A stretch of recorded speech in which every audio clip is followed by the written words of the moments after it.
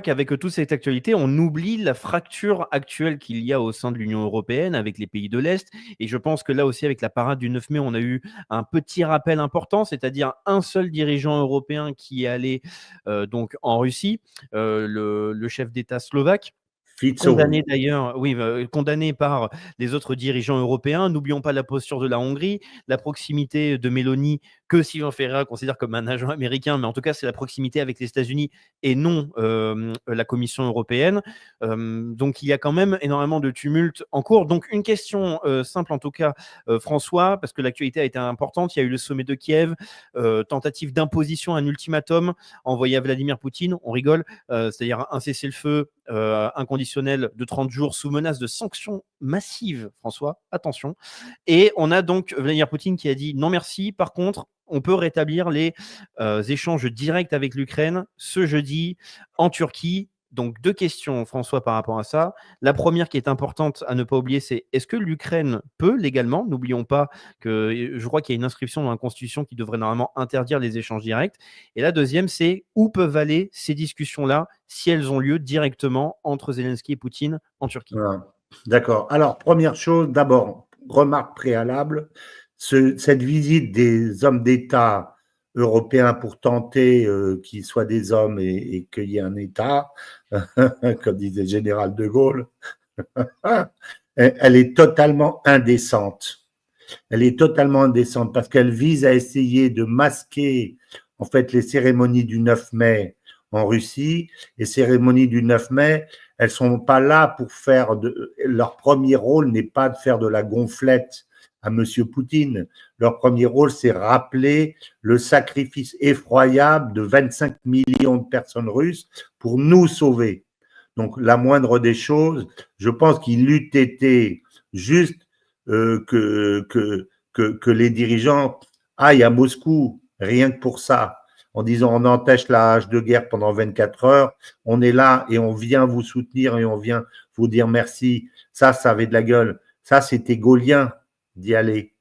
Et au lieu de ça, on va faire des petites magouilles en allant se pointer à un truc. Alors, c'est totalement indécent, d'abord.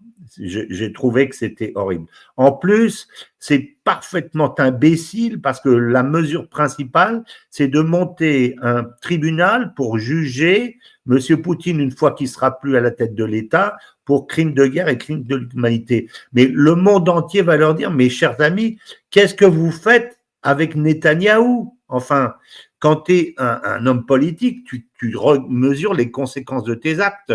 S'il y a un acte qui est en soi bon, mais que les conséquences de ton acte peuvent être très mauvaises, tu le fais pas, même si c'est bon.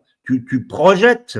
Or là, on est en train de se mettre la tête sur le billot en disant on va juger Poutine parce que il a tué des populations civiles, alors qu'on sait très bien que la stratégie russe ne consiste pas à taper sur les populations civiles. Et d'autre part, on a tué des milliers de femmes et d'enfants à Gaza, et on ne dit pas qu'on veut, dans le même tribunal, dans le tribunal d'à côté, juger monsieur Netanyahou, dont au contraire on permet, si ce n'est la visite dans nos pays, du moins de passer notre espace aérien, etc., etc. Donc, si tu veux, j'ai trouvé que cette visite était vraiment, mais vraiment, vraiment très malvenue, et j'ai honte pour mes dirigeants, et essentiellement à cause de cette histoire de mémoire, quoi.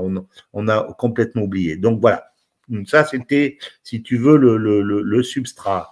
Mais ensuite, alors ta question portait sur donc les négociations possibilités. directes à venir.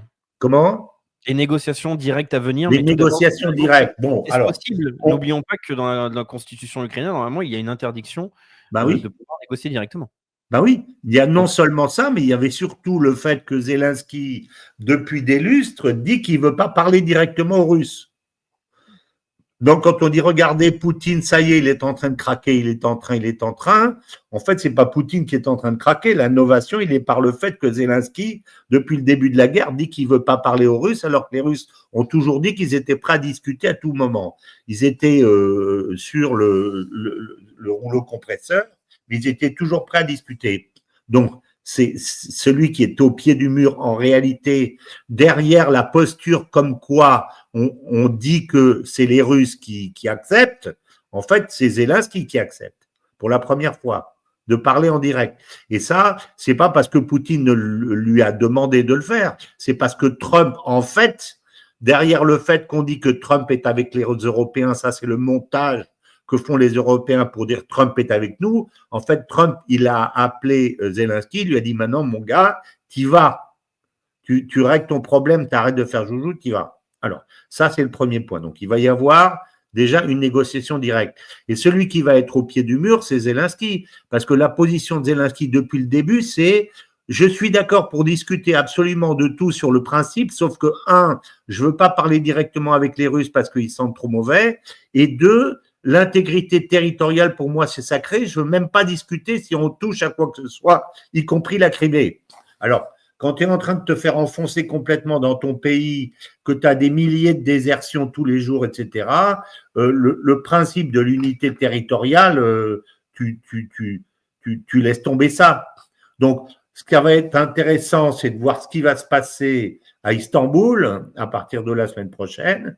Est-ce que à Istanbul, Zelensky va dire « Ah, mais puisque j'avais posé le principe de l'obligation d'un cessez-le-feu préalable, comme ils n'ont pas fait le cessez-le-feu, ben je ne vais pas discuter. » Il est tout à fait capable de ça. Ou est-ce qu'il va arriver en disant « Mais moi, je veux bien discuter, mais sur la base de l'intégrité territoriale », auquel cas les Russes vont dire « Écoute, on n'a rien à discuter, puis on s'en va ». Ou alors, est-ce qu'il va dire, bon, ben, on peut effectivement rentrer véritablement dans la négo. C'est ça qu'on va voir, en fait. Donc, on va le savoir assez vite. On va le savoir assez vite. Mais moi, je pense depuis le début que les Russes, on essaye de les piéger sur cette histoire de cesser le feu. Mais si tu veux, ah oui, mais il est méchant parce qu'il veut pas cesser le feu. Il continue à tuer des gentils Ukrainiens pendant que mais la réponse des Russes, elle a déjà été faite. Il dit, attendez, en 2014, on a fait le cessez-le-feu, on a même fait un traité. En 2015, on a fait un autre traité. Et vous-même, vous avez dit vous-même que ça n'avait servi à rien sauf à réarmer l'Ukraine et que votre idée, c'était de ne pas les respecter. Donc, mettez-vous à notre place. Pourquoi est-ce que vous voulez qu'aujourd'hui, on vous croie alors que vous nous avez menti comme des arracheurs de dents déjà 2 fois? Donc, nous, notre position, et ça c'est ce que Poutine a toujours affirmé, il dit on discute des termes et si on est d'accord avec les termes, à ce moment-là, il n'y a pas de cessez-le-feu, on arrête, on veut la paix, on ne veut pas le cessez-le-feu, on veut la paix. Alors les autres essayent de l'embarquer dans un cessez-le-feu de 30 jours, on sait très bien pourquoi, parce que les armées de Zelensky sont aux abois, mais c'est lui qui a le manche. Il est assis sur un gros bulldozer avec les manettes et il avance petit à petit et tout ce qu'il avance, il fait tomber. Donc, il va pas dire, OK, je mets la clé, je mets l'arrêt, puis je descends du bulldozer, puis j'attends de voir ce qui se passe. Là aussi, on est dans la posture, si tu veux. Mais Poutine n'a aucune envie de se laisser piéger par ça. Et d'autre part, c'est les Européens qui cherchent une posture dans cette situation, mais les Américains sont pas derrière. On fait croire que, mais les Américains, et d'un coup, ils disent « Ah, mais Poutine, arrête, s'il te plaît ». Mais le lendemain, Trump, si tu regardes ce qui se passe, il appelle Zelensky en disant espèce de petit con, va discuter. Trump sait très bien que c'est Zelensky qui bloque, c'est pas Poutine. Et puis d'autre part, si demain il y a de l'argent pour aller faire des investissements, c'est pas en Ukraine, parce qu'en Ukraine, en fait, les accords de reconstruction, etc. Moi, je comprends pas comment on peut agiter le fait qu'on a fait des accords pour livrer des terres et de la reconstruction dans un pays qui est en guerre, dont tu sais pas qui aura le pouvoir demain, tu sais pas qui sera à la tête si Zelensky disparaît, tu sais pas qui auront les terres que l'on cherche à négocier, on sait rien. Donc, cet accord, il est bâti sur du sable, si tu veux.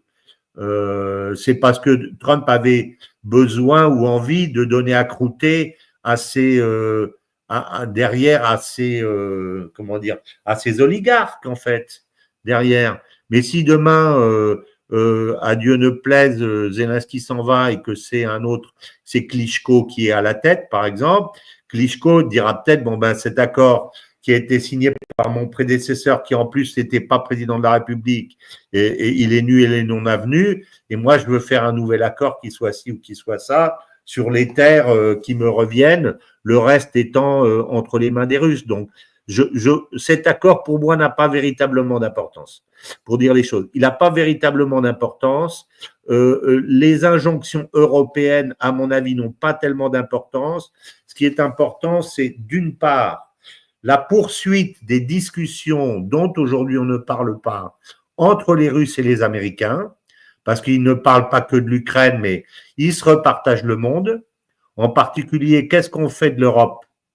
Est-ce que les Russes, j'imagine, ont dit aux Américains, nous, on veut au moins reprendre nos livraisons de gaz sur l'Europe. Et les Européens, évidemment, ça les intéresse. Et aujourd'hui, ils ne le disent pas parce qu'ils sont dans une posture. Et moi, j'imagine que ceux qui doivent se titiller, c'est les Allemands. Parce que les Allemands, quand ils ont livré du gaz russe, ils sont la première puissance, une des premières puissances au monde. Et quand ils reçoivent du gaz américain, ils sont en faillite.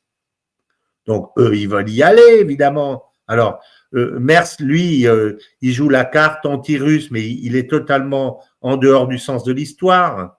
D'ailleurs, il n'est pas bien. Il n'a même pas été élu au premier tour. Il n'est pas bien. Ceux qui représentent le sens de l'histoire, c'est l'AfD. C'est pour ça qu'on essaye de les empêcher. Parce qu'ils disent, mais nous, on veut arrêter ces conneries d'éolien et de qu'on faire ce qui s'est passé en Espagne et de solaire.